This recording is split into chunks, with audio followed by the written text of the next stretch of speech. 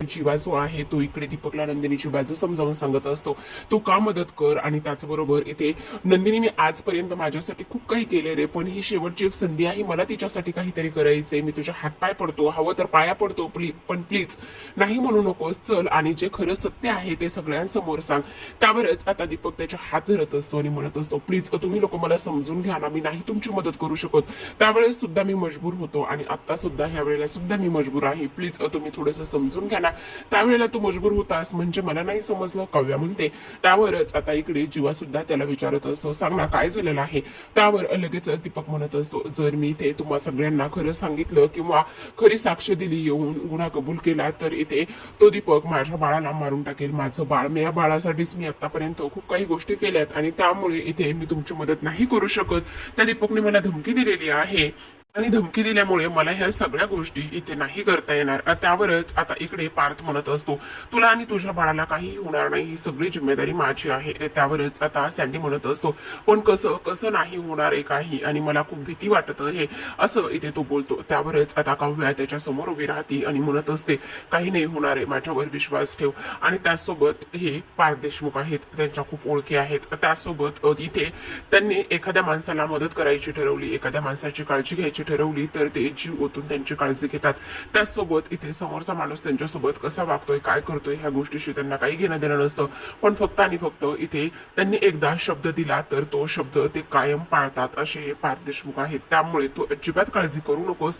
इथे पार्थला काव्या त्याच्याबद्दल बोलत असते, त्यामुळे खूप जास्त छान वाटत असतं. कारण इथे आतापर्यंत पार्थने काव्याची खूप जास्त काळजी घेतलेली असते, खूप काही गोष्टी इथे तिच्यासाठी केलेल्या असतात आणि त्याच गोष्टीचं फळ इथे मिळालेलं असतं. म्हणजेच की ते काव्याने त्याच्याकरिता एवढं बोललेलं असतं, त्याचं कौतुक केलेलं असतं, त्याच्यासाठी त्याच्याबद्दल इथे कॉम्प्लिमेंट दिलेली असते. म्हणून आपला पार्थ आता फिदाच झालेला असतो. इकडे काव्याने त्याला शब्द दिलेला असतो, ती म्हणत असते, तू नको काळजी करू, सगळं व्यवस्थित होईल आणि सगळं काही इथे आम्ही बघू ना, तू फक्त आणि फक्त इथे साक्ष दे, तुला काही होणार नाही, ही जिम्मेदारी आमची असेल, असं इथे ती बोलत असते. आता ह्या सगळ्या गोष्टी इथे बोलल्यानंतर इकडे मात्र सर्वात महत्वाची गोष्ट म्हणजेच की आता हा म्हणत असते, अरे तू ही काय करत आहेस, आणि सगळ्यात महत्वाचं म्हणजेच की तुला कळत नाही का, त्याचसोबत इथे तू एवढ्या चुकीच्या पद्धतीने त्यांच्यासोबत वागलेला आहेस, तरी सुद्धा इथे ते तुझी मदत करायला तयार झालेले आहेत. आणि तरी सुद्धा ह्या सगळ्या गोष्टी इथे ते फक्त आणि फक्त इथे तुझ्यासाठी करतायत. आता तरी डोळे उघड रे सँडी, असं का करतोस, कर त्यांची मदत, तू असा नको करूस, नको वागोस, असं इथे रेखा बोलत असते. आता रेखाने ह्या सगळ्या गोष्टी इथे बोलल्यानंतर मात्र सँडीला इकडे काहीच कळत नसतं, काय करावं आणि काय नाही. म्हणून आता इकडे आज तुझं बाळ इथे नंदिनीमुळे वाचत आहे आणि तू तिच्यासाठी एवढं सुद्धा करू शकत नाहीस का सँडी, का असा वागतोयस, प्लीज नको असा वागूस, असं इथे रेखा समजावण्याचं काम करत असते. त्याचबरोबर सँडी अगदीच हतबल झालेला असतो, किती स्वार्थी आहेस तू, अशा पद्धतीने स्वार्थी नको होऊस, नको राहूस रे सँडी, असं रेखा म्हणते. इकडे काव्या सुद्धा म्हणत असते, प्लीज सँडी एकदा मदत कर आमची, तू जर एकदा मदत केलीस तर सगळ्या गोष्टी मार्गी लागतील, असं नाही म्हणू नकोस, असं इथे ती बोलत असते. तेवढ्यातच आता इकडे नंदिनी बाहेर आलेली असते. नंदिनी बाहेर आल्याबरोबरच आता लगेचच ती म्हणत असते, एक मिनिट काव्या, हे बघ, बळजबरी करून कुठल्याही गोष्टी होऊ शकत नाहीत, आणि त्याचबरोबर आपण समोरच्याने मदत करायची की नाही, आणि त्याचसोबत इथे तो आपल्याला मदत कर असं आपण त्याला इथे गृहीत धरू शकत नाही किंवा जबरदस्ती आपण त्याच्यावर करू शकत नाही. तुम्ही काळजी करू नका, तुमचं बाळ सुखरूप आहे. आणि त्याच वेळी आता इथे काव्या म्हणत असते, बरं झालं ताई आपण वेळेवर आलोत, आपण जर वेळेवर आलो नसतो तर. त्यावरच नंदिनी म्हणत असते, होते तर आहे, सगळ्यात महत्वाची गोष्ट म्हणजेच की, आणि हे बघा, ज्याची त्याची नियत आणि ज्याची त्याची मनाची मनस्थिती ही त्या माणसावर डिपेंड करते की आपण कोणाची मदत करायची आणि कोणाची नाही करायची. त्यामुळे आपण त्याला नाही जबरदस्ती करू शकत. प्लीज तुम्ही थोडंसं समजून घ्या आणि तुम्ही नका काळजी करू, तुमचं बाळ आता सुखरूप आहे. तेवढ्यातच पाठीमागून बाळाच्या रडण्याचा आवाज आलेला असतो आणि बाळाच्या रडण्याचा आवाज आल्यानंतर बाळाची जी सर्जरी आहे ती आता व्यवस्थित पार पडलेली असते. त्यासोबत नंदिनीने ब्लड दिलेला आहे, त्यामुळे सुद्धा सगळ्या गोष्टी व्यवस्थित झालेल्या असतात. चला निघूया का आपण, असं इथे ते बोलत असतात. असं म्हटल्यानंतर आता ही लोक निघतात. तेवढ्यातच सँडीने चमत्कार केलेला असतो. सँडी लगेचच म्हणत असतो, एक मिनिट, मी तुमची मदत करायला तयार आहे, असं म्हटल्याबरोबर ह्या चौघांच्या जे चेहरे आहेत त्यांच्यावर आनंद आणि आश्चर्याचे भाव उमटलेले असतात. काय तू आमची मदत करायला तयार आहेस? त्यावर तो म्हणत असतो, हो मी तयार आहे तुमची मदत करायला, मी तयार आहे वसू हत्याबद्दल साक्ष द्यायला. त्याचसोबत इथे वसूनेच आम्हाला इथे पैसे दिले होते आणि दीपक आणि मला मिळून इथे नंदिनी तुम्हाला किडनॅप करायला सांगितलं होतं. हे सगळं सगळं मी इथे बोलायला तयार आहे. त्याचबरोबर आता इकडे मात्र लोक बोलत असतात, पण आता सुद्धा जर वसुहत्या इथे पलटली आणि इथे जर त्यांनी इथे ह्या सगळ्या गोष्टी केल्या तर त्यावर सँडी म्हणत असतो, हो त्या खूप चालू आहेत आणि त्याचसोबत इथे त्या पोहोचलेल्या सुद्धा आहेत. त्यामुळे मला असं वाटतंय की हा प्लॅन जर अयशस्वी झाला तर त्यावरच आता नंदिनी म्हणत असते, नाही हा प्लॅन अजिबातच अयशस्वी होणार नाही, कारण आता माझ्याकडे हे सगळं सत्य समोर कसं आणायचं याकरिता खूप मोठा भन्नाट असा प्लॅन आहे आणि मी जे सांगते त्याच पद्धतीने तू सगळं तिथे येऊन बोलायचं आहेस आणि चुकीचं काही बोलायचं नाही. तू जे केलंयस तेच बोलायचंय, पण ते थोडंसं वेगळ्या पद्धतीने बोलायचं आहे असं नंदिनी सांगत असते. आणि तेवढ्यातच इथे आता जीवाला फोन आलेला असतो. जीवाला मिथुन काकांचा फोन येतो आणि मिथुन काकांचा फोन आल्यानंतर इथे जीवा त्यांच्याशी बोलत असतो. आता तिकडून मिथुन काका काय बोलतायत हे तर दाखवलं नाही प्रेक्षकांनो, पण खरं सांगू का तुम्हाला, तर इथे मिथुन काकांना पुरावा सापडलेला असतो आणि तेच त्यांनी जीवाला सांगितलेलं असतं. कारण जीवाच्या चेहऱ्यावरचे भाव स्पष्टपणे उमटलेले असतात. लगेचच नंदिनी विचारते, काय म्हणत होते मिथुन काका, एवढे काळजीत का आहात तुम्ही? पण आता इथे ते स्किप केलेलं आहे त्या लोकांनी. इकडे आता संध्याकाळची दिवे लागण्याची वेळ असते.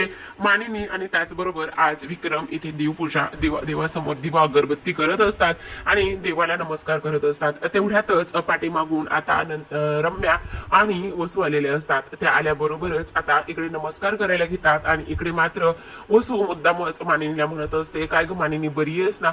मी तर पहिल्या मानिनीला खूप जास्त मिस करते आणि मानिनी तुझा माझ्यावरचा राग आणखी गेला नाही का ग? पण मी खरं सांगू का तुला, मी इथे पहिल्याच मानिनीला खूप जास्त मिस करते ग. प्लीज तू माझ्याशी का अबोला धरून आहेस, बोल ना.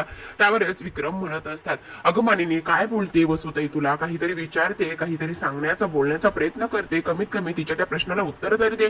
असं न म्हणूनच आता ती काहीच रिॲक्ट होत नसते.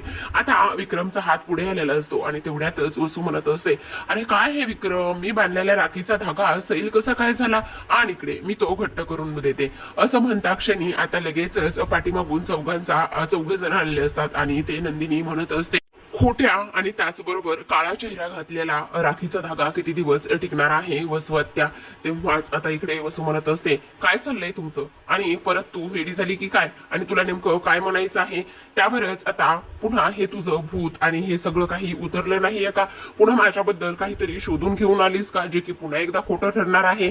त्यावर आता नंदिनी म्हणत असते, हो आम्ही चौघ जण सुद्धा असा काहीतरी खणखणीत पुरावा घेऊन आलेलो आहे, जे की आता तुमचं सत्य सगळं काही बाहेर आणणार आहे. त्यावर आता वसू म्हणत असते, हो पुन्हा तेच नवनवीन गोष्टी आणि पुन्हा त्याच पुन्हा तू तोंडावर पडणार आहेस का?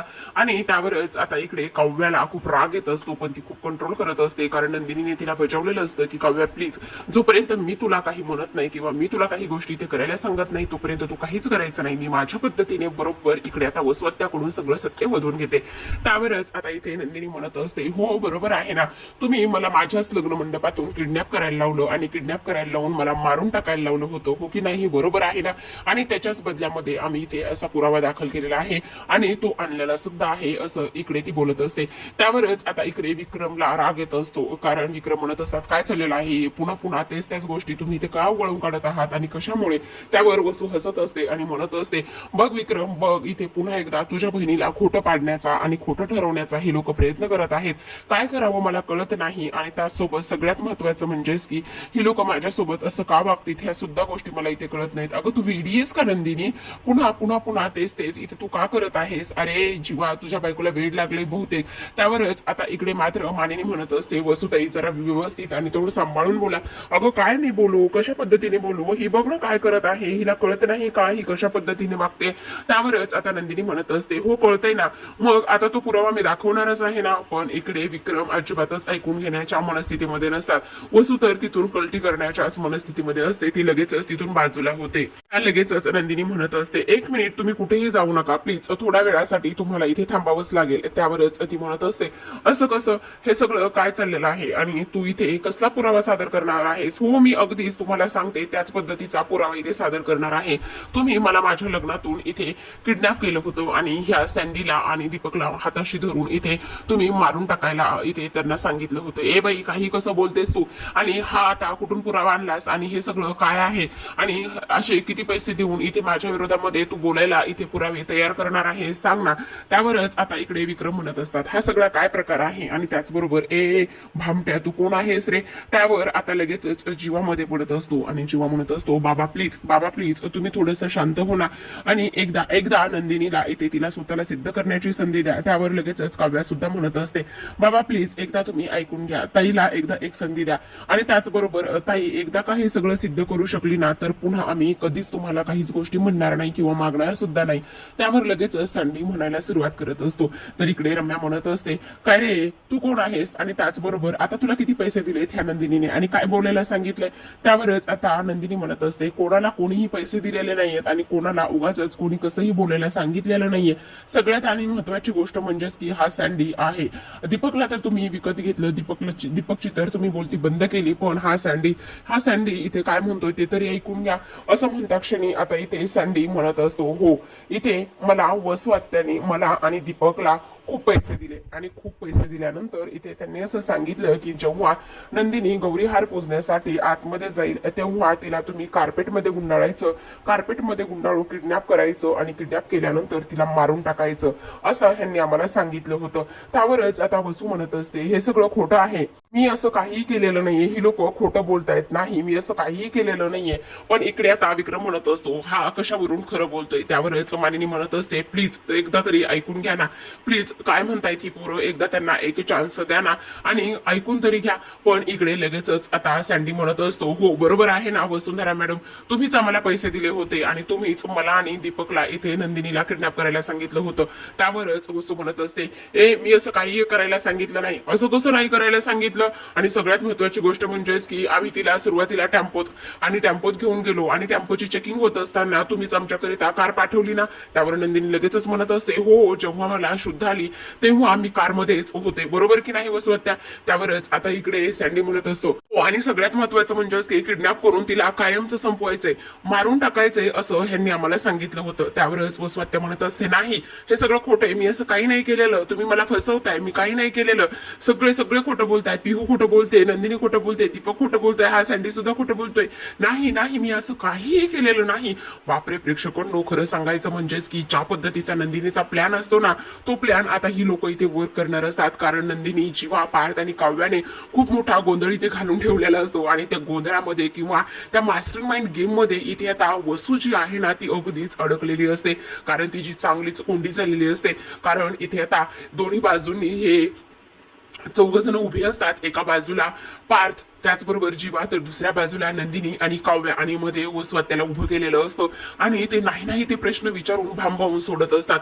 असे प्रश्न विचारतात की तिला हो नाही ह्याच प्रश्नामध्ये उत्तर द्यावं लागत असतं. आणि त्याचमुळे आता इकडे जेव्हा काव्या म्हणत असते, बोला वसुहत्याबाई बोला, तुम्ही हे सगळं का केलं, का माझ्या नंदिनी ताईला मारून टाकायचा तुम्ही ते प्लॅन केला, तुम्हाला मारून टाकून काय मिळणार होतं. त्यावर आता लगेचच नंदिनी सुद्धा बोलत असते, मला मारून तुम्हाला काय मिळणार होतं, सांगा ना, सांगा वसुहत्या सांगा.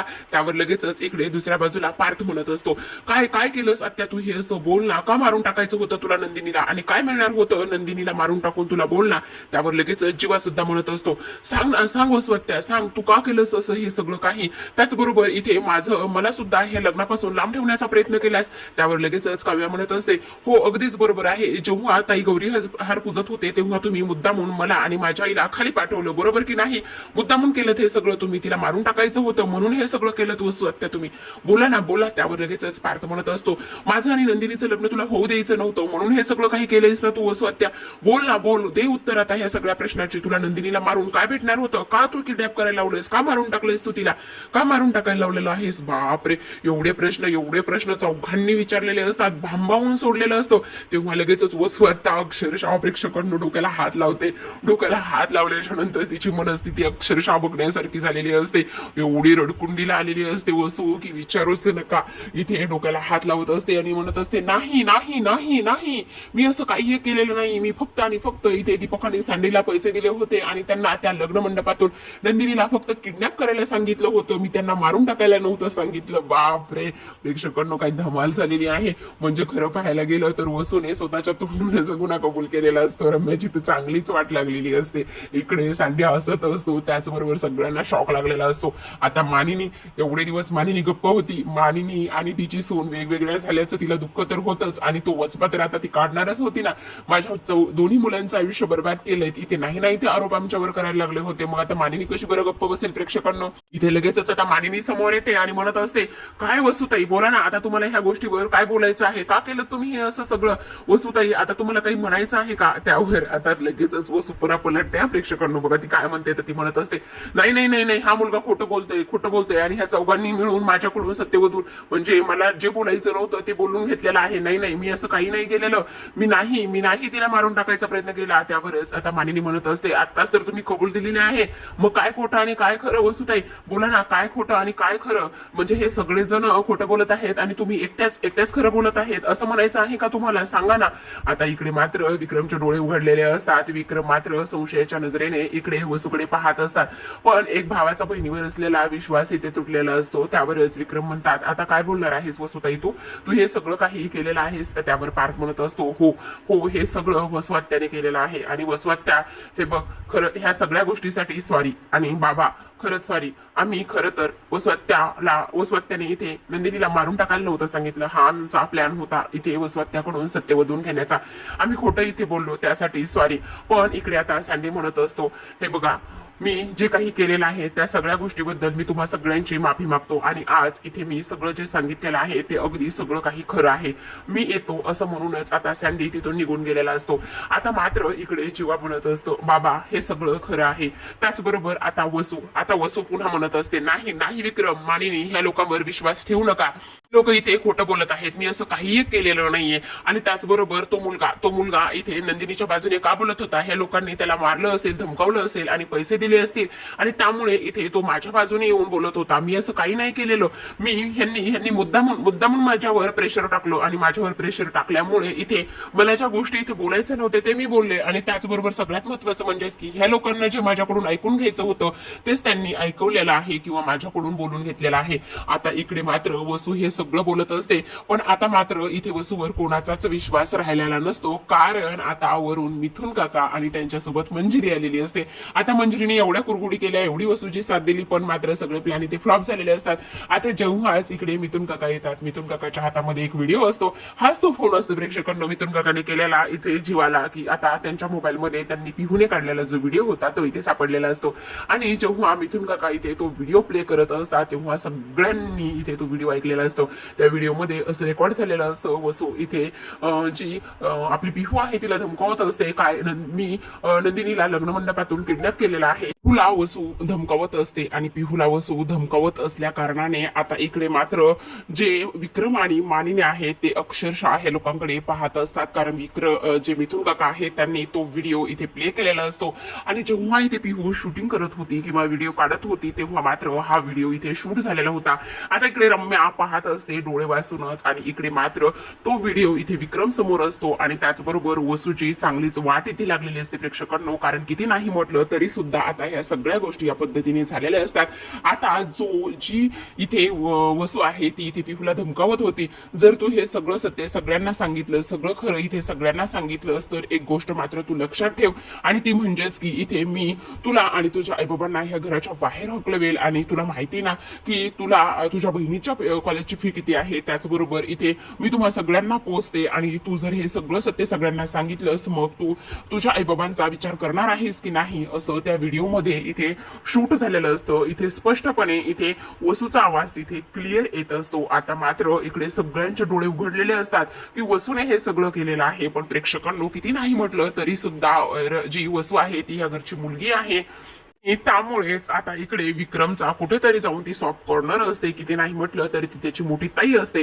त्यामुळेच आता नंदिनीने इथे पुढील भागामध्ये खूप मोठा निर्णय घेतलेला असतो. नंदिनी इथे म्हणत असते की वसवत्या खरं तर आता तुम्हाला माफ करण्याच्या तुम्ही लायक सुद्धा नाहीयेत. आणि खरं पाहायला गेलं तर आता वसू आणि रम्या अक्षरशः हात जोडून इथे त्यांची माफी मागत असतात.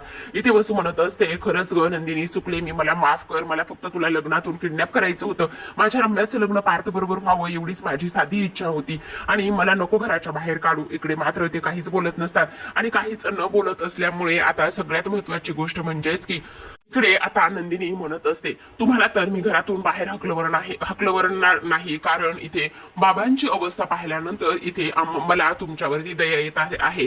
पण इथे फक्त आणि फक्त बाबांसाठी तुम्हाला मी या घरामध्ये राहण्याची परवानगी देत आहे. पण ते सुद्धा जेव्हा तुम्ही या घरामध्ये राहाल तेव्हा मात्र मान खाली घालून राहणार आहात.